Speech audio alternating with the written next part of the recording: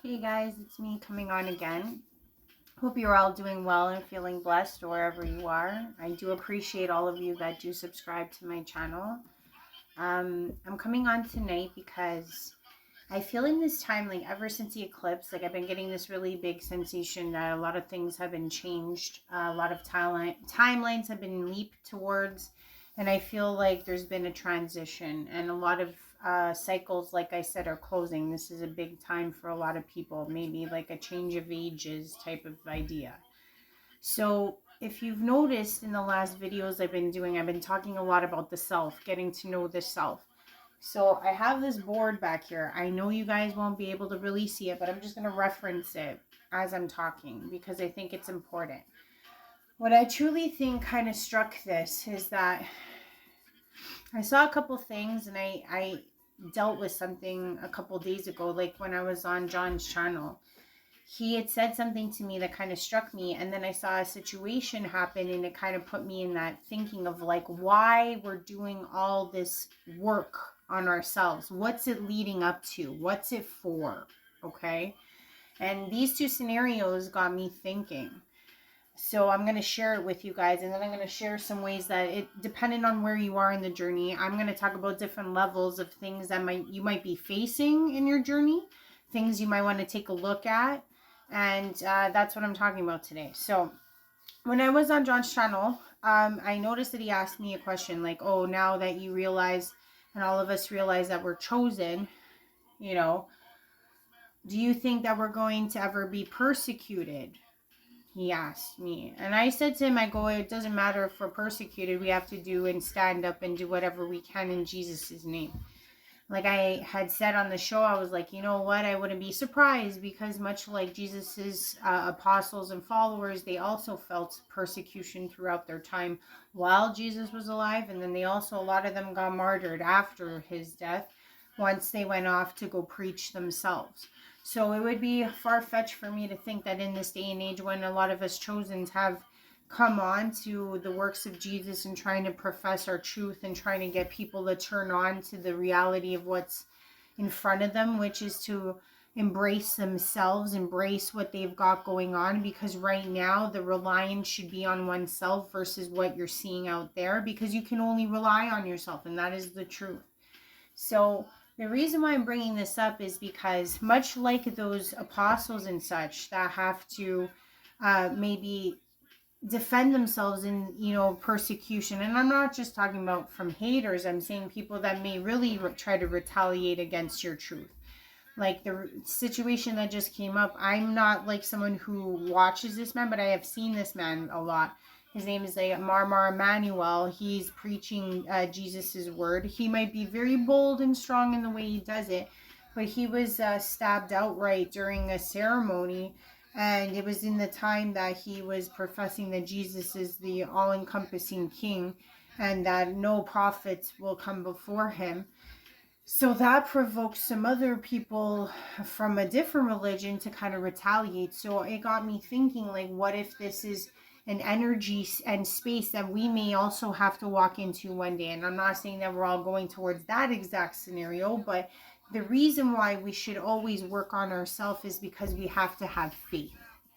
Now, as someone in my previous self, meaning when I was in my 20s and I refused God at that time, some people could see that, and I don't even know how to qualify it, but I do feel like there is some relevance to it.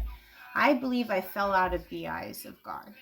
And not because God gave up on me, but because I gave up on myself. That is the true difference and definition, I can honestly say, from someone who is fallen out and one who is reaching for. Because the faith that you have in yourself will help define your faith for Jesus and God in the eyes of persecution, in the eyes of sheer terror, let's say. And I'm not saying that that's what's going to befall people, but I'm just saying, like, how do I put this? You have to find where your faith comes from, okay? When I keep talking about you, who are you? What do you want? What do you want to do? Let's just say, for example, you're somebody who feels like you're truly faithful to God and to Jesus. However, you yourself are faithless in oneself. Okay?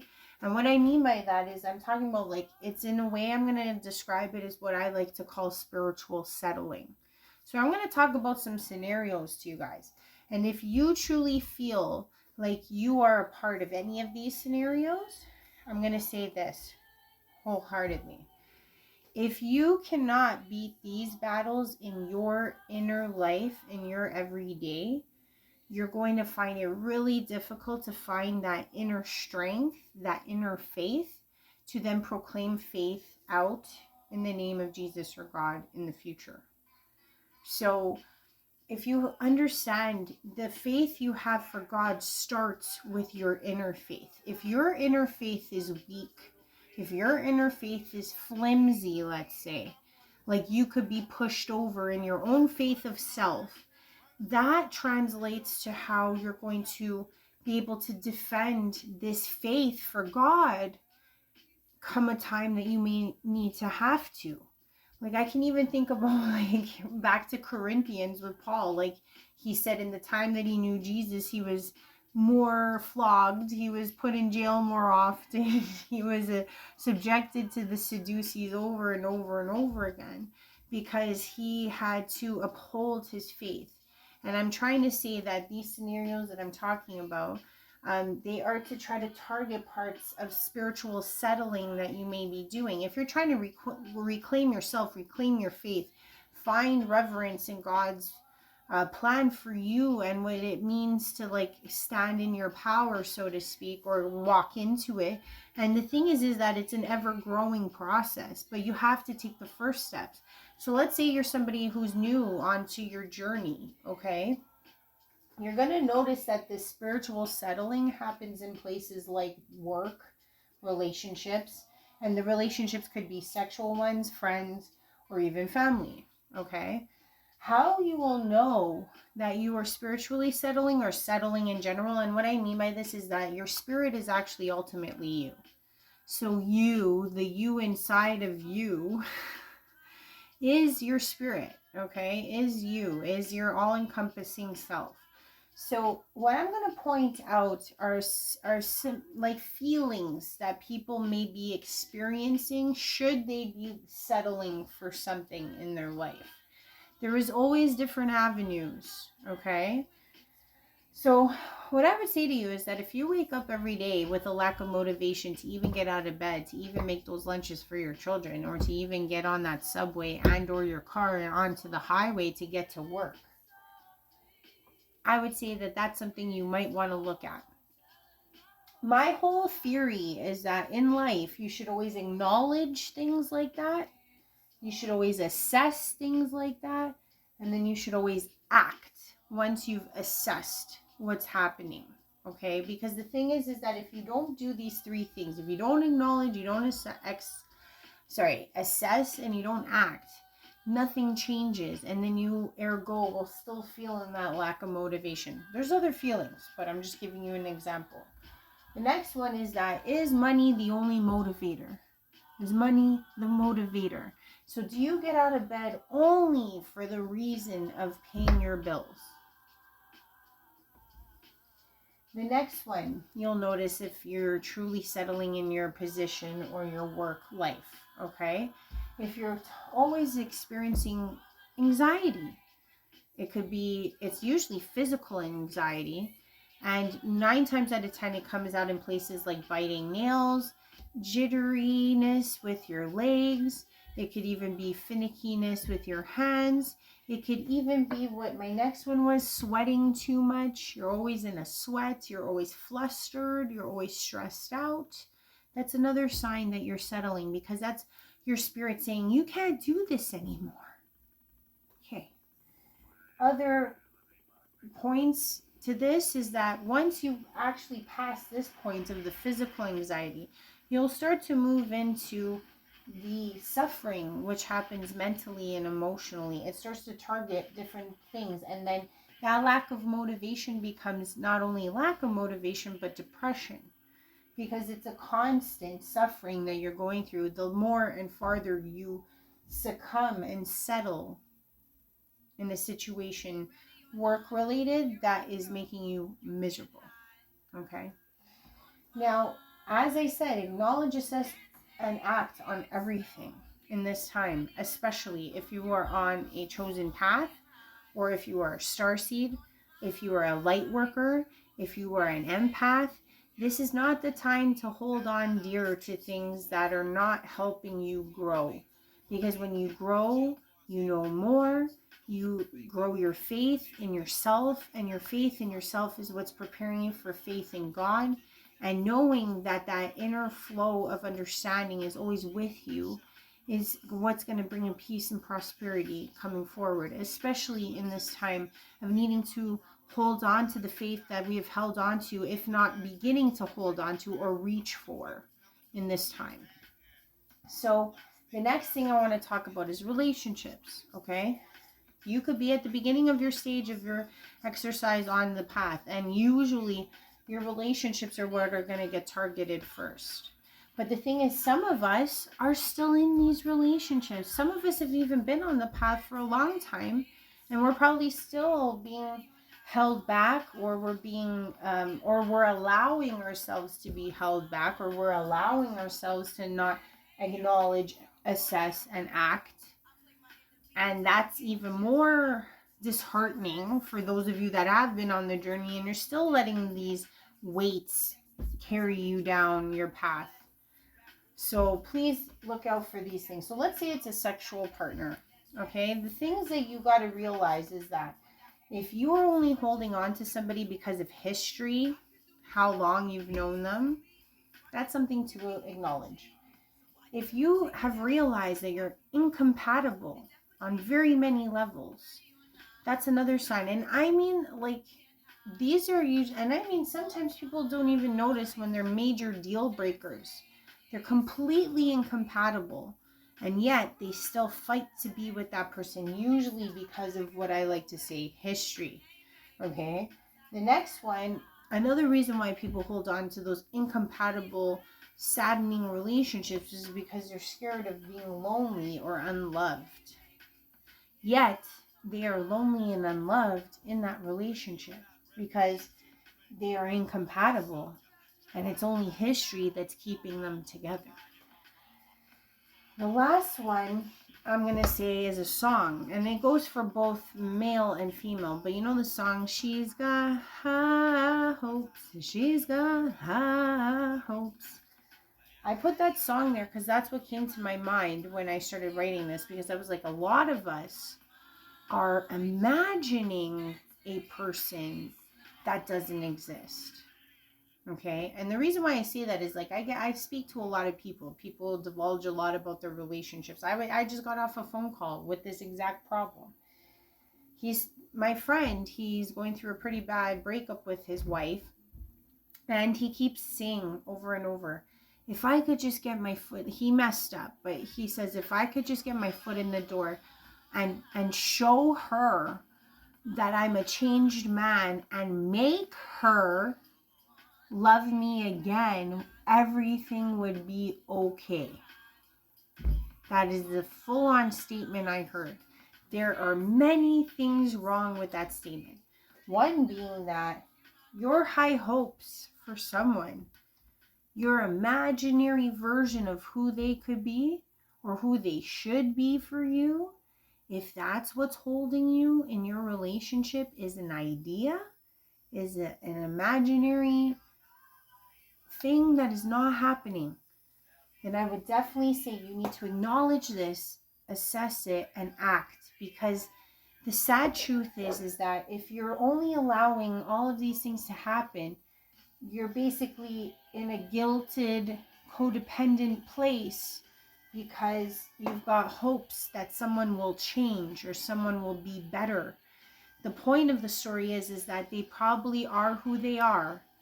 You're the one that needs to change, and you're the one that needs to get better, because you'll realize that no relationship should be built on these factors of history, incompatibility, guilt, codependency, fear of loneliness, or high hopes of change.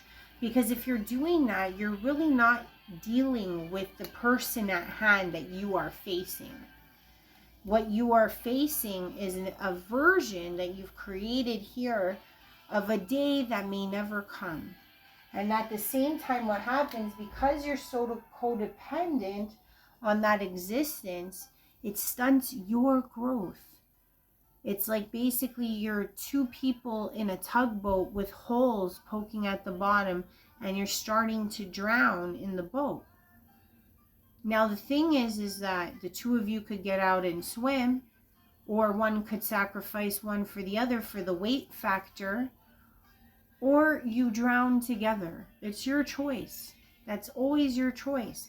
So the thing is that in this time where we have to find faith in ourselves, if you're in a relationship that has any of these things going on, I would definitely say really take a look at it, okay? The same thing goes for your friends.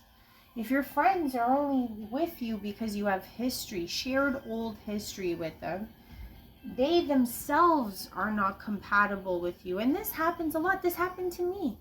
I lost a lot of good old friends because I wasn't admitting to myself that I had just outgrown them, and that's okay. It's okay to outgrow people. It's okay to move on. Letting go is not giving up, okay? Like, you're not giving up on these people. You're just pouring into yourself and telling yourself that you're worth more than staying in relationships based on history and incompatibility. And also, a lot of the times, that codependency guilt situation happens with friends because you feel bad if you leave them because of all the history. But the real point of the matter is that they, there's this idea that I want to come across. And this was one that I suffered for a very long time. I'm way far past that now, but I do think others may go through this, and I want to bring it up. I always thought that I had to accept them for who they were. That was one that tripped me up for so long. Like, if I'm their real friend, I have to accept them for all their idiosyncrasies, all of their bad habits, all of their horrible, relationship advice. I have to accept them for all the times they threw me under the bus. I have to accept them because of their weaknesses. I kept telling myself all kinds of stories, all kinds, for my old friends, all the time. I was like, that's what friends do. We suffer for each other. That, I'm sorry to say, is a big falsity. That's a lie. You don't have to accept anybody for their poor behavior. You don't have to accept anybody who isn't showing you real friendship. And I know you might think like I'm being redundant, but there's a lot of people out there that are in these relationships and they don't even think that that's a bad thing. They think that it's okay that they get treated poorly because they should accept these people for who they are because they don't want to let go of the history. They don't want to not have friends. They don't want to not be fed guilt for letting them go. There's that. Lastly, family. Trickier because obviously the history's there. Obviously the guilt is there in every way, shape, and form. Different from the friends, I will say, is that you do kind of have to accept your family for all of their idiosyncrasies because you will see them at every funeral, wedding, kid's birthday. So in this case with the family, I would say distance yourself as much as possible from those that fit any of these describers within either work and or sexual relationships or friends, because most likely a family member or two or five may be pushing those barriers and boundaries with you all the time, and unfortunately you could just cut them off, but then it causes issues within the whole collective of a family, so it gets tricky. So what I would say is that if you do feel like you need to distance yourself from someone in your family, wish them well, accept them for who they are, but move on in your own right and don't let them take you down with you. The whole point of this exercise is to talk to people, especially those at the beginning of their journey who are facing this. Most of us later on in our journey, we've already cut all the ties. It became easier and easier and easier as things went on, because we realized in order for us to help those out there, including them, we had to get stronger. We had to get better. It's okay to let these people go because they're in your heart. You love them forever, but they don't have to be in your future. Because your future is to find faith, and your future is to be acclimated to your message. Your faith is what propels you into your relationship with God. If you do not have faith in yourself and what you believe in, you're going to get trapped by these worlds. Your co-workers are going to make you, or you might have to leave your job for it. It just depends on what your walk of faith is, okay? But at the same time, it's like, your sexual partners, your friends, your family, they may not understand you anymore. Now the thing is, are they going to come with you, or are they going to get left behind? The real partner that you have in a relationship won't embody any of these things, and can't when you're on a chosen passageway or a starseed passageway. Like for me, for example, I know that I stay in a more I am celibate, but I'm saying if I were to date anybody, I know that they would have to be like up there mentally and emotionally and be whole like myself, you know, in the pursuit of healing. I could not be with someone who would try to use certain conditions to keep me down, because my faith in God is that I believe in me. My faith in God shows me that it is to have faith in myself and my message and what I believe. I cannot be teared down by people that are not on my team anymore. I cannot be brought down by people who do not celebrate me anymore, because that faith has to come within yourself. If your faith for you is flimsy, you're going to struggle when the time comes that you may have to make a choice of where your faith lies. So if you want to get stronger and closer to God, and you want to show God that you are as about it as possible, grow your personal faith in yourself first. Limit and eliminate all the people, places, and things that do not suit you, that do not carry any good emphasis in the direction that you're trying to go to. And as hard as that may seem, I am telling you, carrying all of this through an ascension, I don't know if you, like, it's like basically trying to put a bunch of people on top of an air balloon. They're just weights. They're going to weigh you down. You need people that are going to be in the basket helping you fan the fire. You get what I'm saying? For your air balloon, I'm saying. So please, you have to understand that this key is not settling. Know who you are. Don't settle for less in any capacity, because once you settle, it means that you're not about you. Once you settle, it means that you're not going after what makes you truly happy. And if you don't go after the things that make you happy, if you don't go after the things that you're about, that are innately in you to be, when the time comes that you are asked, you have faith in God, if you waver, if you quiver because you don't trust yourself, what are you going to do?